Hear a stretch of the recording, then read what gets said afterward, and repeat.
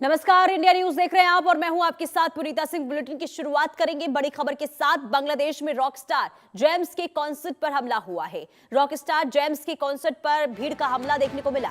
दरअसल फरीदपुर में आयोजित कॉन्सर्ट पर भीड़ का हमला हुआ। हमले में रॉकस्टार जेम्स बच के निकलने में कामयाब हुए। यूनुस के इस्लामी जिहादी गुट ने संगीत को हराम घोषित किया और इसके बाद यह हमला किया गया है। देखिए, लगातार जिस तरीके से हमले की जानकारी बांग्लादेश से सामने आ रही है, लेकिन इसी बीच हद तो तब हो गई जब एक कॉन्सर्ट के दौरान भी हमला कर दिया गया। रॉकस्टार जेम्स के कॉन्सर्ट पर हमला हुआ है। रॉकस्टार जेम्स के कॉन्सर्ट पर भीड़ ने हमला किया और फरीदपुर में ये कॉन्सर्ट आयोजित हुआ था, जिसमें भीड़ की ओर से हमला किया गया। हमले में रॉकस्टार जेम्स बच निकलने में कामयाब रहे। गनीमत ये रही कि उन्हें किसी भी तरीके से चोट नहीं आई है। भीड़ ने जो हमला किया उसमें वो सुरक्षित खुद को बचाकर वहां से निकल गए।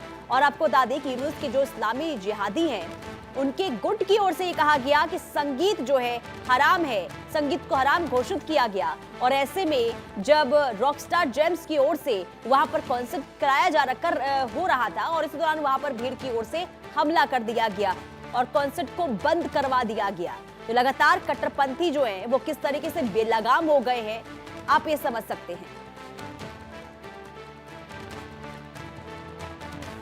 तो ये बड़ी खबर आपको बता रहे बांग्लादेश से सामने आ रही है, जहां यूनुस के इस्लामी जिहादी गुट लगातार आतंक मचाते हुए नजर आ रहे हैं और जिहादी गुट की ओर से संगीत को हराम घोषित किया गया।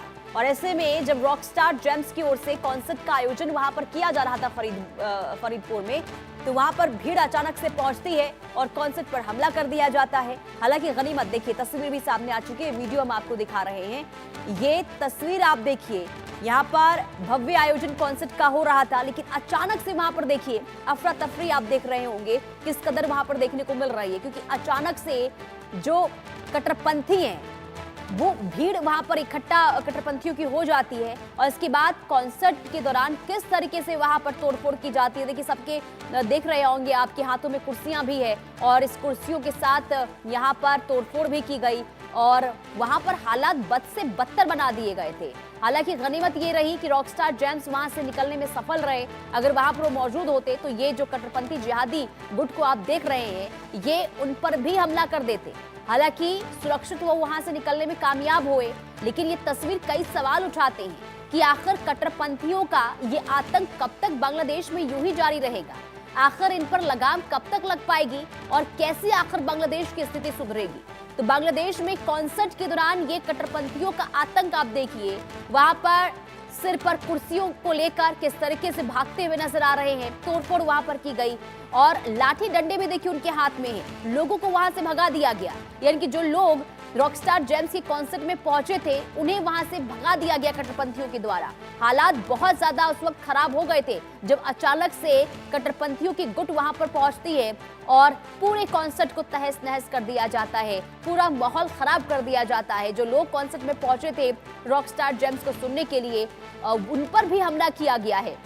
तो बहुत हैरान कर देने वाली तस्वीर बांग्लादेश के फरीदपुर से सामने आई है। आप देख सकते हैं कि मैदान ये पूरा, जिसमें सिर्फ और सिर्फ यहाँ पर देखिए किस तरीके से लोग भागते हुए नजर आ रहे हैं। जो लोग कॉन्सर्ट में पहुंचे थे वो लोग जैसे तैसे इस भीड़ से, इस कट्टरपंथियों से खुद को बचाते हुए भागते हुए नजर आए, ताकि इन भीड़ की ओर से किसी के ऊपर हमला ना कर दिया जाए, किसी पर कोई चोटिल ना हो जाए। और इसलिए हर कोई वहां से खुद को बचाता हुआ नजर आ रहा है। रैनिक दत्ता संवाददाता तमाम जानकारी के साथ जुड़ चुके हैं। रैनिक, देखिए हर दिन बांग्लादेश से ऐसी तस्वीर सामने आ रही है जो हैरान भी करती है, परेशान भी करती है। और रॉकस्टार जेम्स का ये कॉन्सर्ट हो रहा था, आखिर क्या दिक्कत थी इन कट्टरपंथियों की कि वहां पर पहुंच गए, वहां पर अफरा तफरी, आतंक फैलाया गया।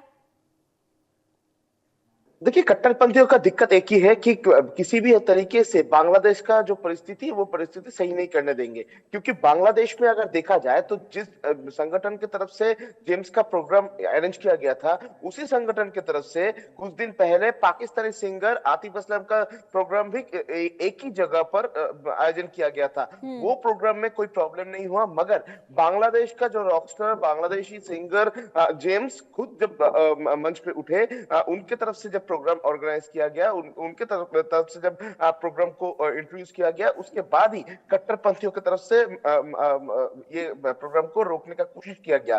कट्टरपंथियों की तरफ से जो प्रोग्राम होता है, जो कॉन्सर्ट होता है, ये कॉन्सर्ट को हराम घोषित किया गया है। और इसी कारण में बांग्लादेश का फरीदपुर में जेम्स का ये जो कॉन्सर्ट, ये कॉन्सर्ट में तोड़फोड़ का घटना भी घटा है। जेम्स का जो समर्थक है उनके ऊपर भी हमला किया गया है। ऐसा कि जेम्स का जो टीम है, जो टीम मंच में उठकर गाना बजा रहा था, उनके ऊपर भी हमला किया गया है। किसी भी तरीके से जेम्स सुरक्षित निकल गए थे। मगर दूसरी तरफ अगर देखा जाए तो बांग्लादेश के ये कट्टरपंथी राज दिन पे दिन बढ़ता हुआ नजर आ रहा और है। रैनिक, ये आप बहुत बड़ी जानकारी दे रहे हैं कि कुछ दिन पहले वहां पर पाकिस्तानी सिंगर की ओर से जब कॉन्सर्ट का आयोजन हुआ था, वहां पर हमला नहीं हुआ।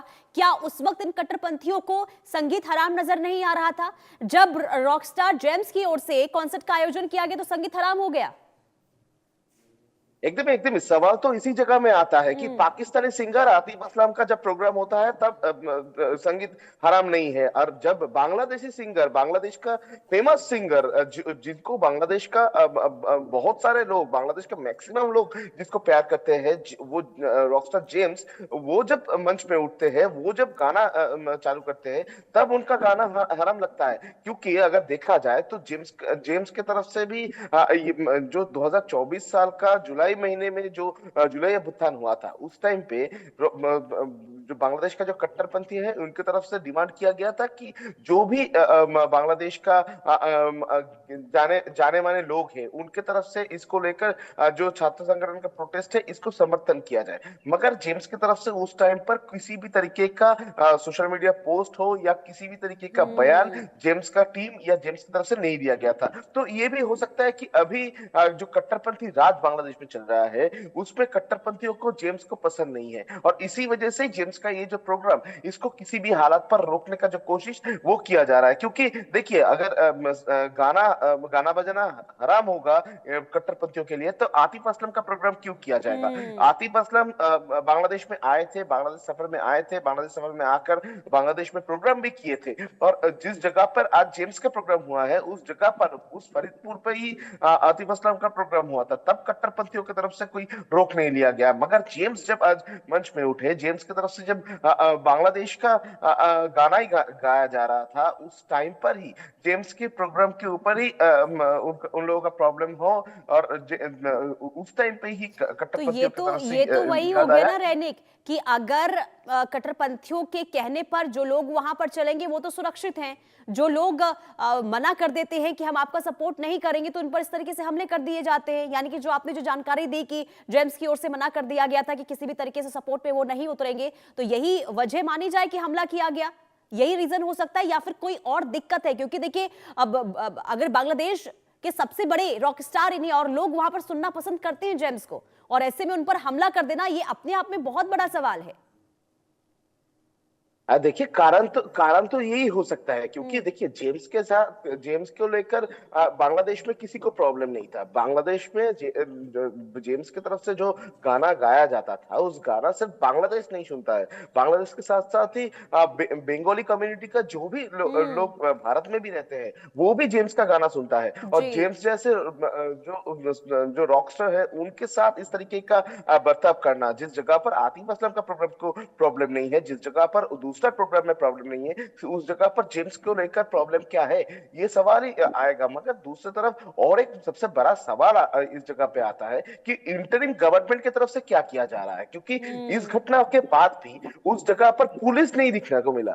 जिस तरीके से तोड़फोड़ किया गया, जिस तरीके से बवाल मचाया गया, उस जगह पर पुलिस प्रोटेक्शन नहीं था, पुलिस की तरफ से उन लोगों को रोकने का कोई कोशिश भी नहीं किया गया था। ये जो हमले का घटना घटा है, इस टाइम पर पुलिस कहां था, पुलिस का भूमिका क्या था?